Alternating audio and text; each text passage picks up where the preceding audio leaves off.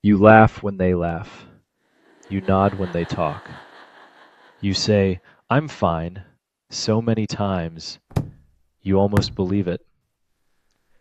But late at night, when everyone goes home, the smile falls off, and you don't even know who's underneath it. Your phone is full of contacts, group chats, birthday messages, but when you need someone at 2 a.m., you scroll and never press call. You sit in a room full of people who know your name, but not one of them knows what keeps you up at night. You learn to leave parts of yourself behind, the sad parts, the scared parts, the parts that were too much for other people. You don't even cry anymore, not because the pain stopped, but because you got tired of crying alone. You're in the photo, you're in the group, but you always feel like you're standing one step outside the circle. They call you strong because you never break down in front of them, but strength built on silence is just suffering with better posture.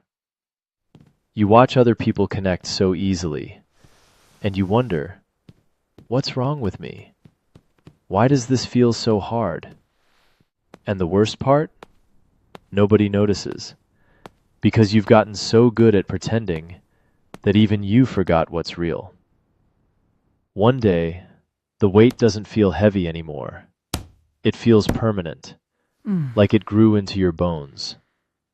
You stopped asking for help, not because you're proud, but because the last time you asked, it made you feel more alone than the silence. You write the words, you almost send them, but then you think, they won't understand, so you swallow it. Again. You look at old photos and wonder, when did I stop being that person? When did I start performing instead of living? This is the moment most people never see. The version of you that exists when the door is closed. The one that holds himself because no one else will. And then something inside you breaks. Not loudly, not dramatically, quietly. Like a thread you didn't know was holding everything together. But here's what they don't tell you about breaking. Sometimes, it's not the end. Sometimes it's the first honest thing you've done in years. Because you can't heal what you won't feel. And you've been running from yourself for so long, you forgot you're also the only one who can save you. Healing doesn't start with a big moment. It starts with a choice so small it barely makes a sound. The choice to stop pretending. You don't have to be fixed. You just have to be honest.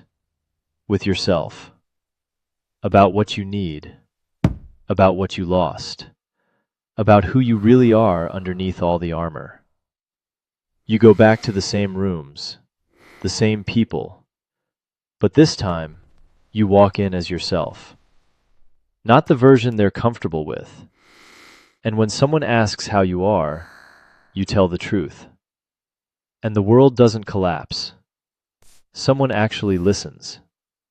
You learn that connection isn't about being surrounded. It's about being seen. Even by just one person. You start writing things down. Not for anyone else. Just for you. To hear your own voice again. The one you buried under years of silence. And for the first time, being alone doesn't feel like punishment. It feels like peace. Like you finally stopped running and sat down with yourself. The right people don't need you to perform. They don't need the mask. They just need you. Even the messy, broken, complicated version. You stop abandoning the parts of yourself that hurt. You carry them with you. Not as weight, as wisdom. You look in the mirror, and for the first time in a long time, you recognize the person staring back. You're not fixed. You're not finished. But you're no longer pretending. And that is the bravest thing a human being can do. The loneliest people aren't the ones who are alone. They're the ones who are surrounded and still unseen. But you just chose to be seen. And everything changes from here. The loneliest people aren't the ones who are alone.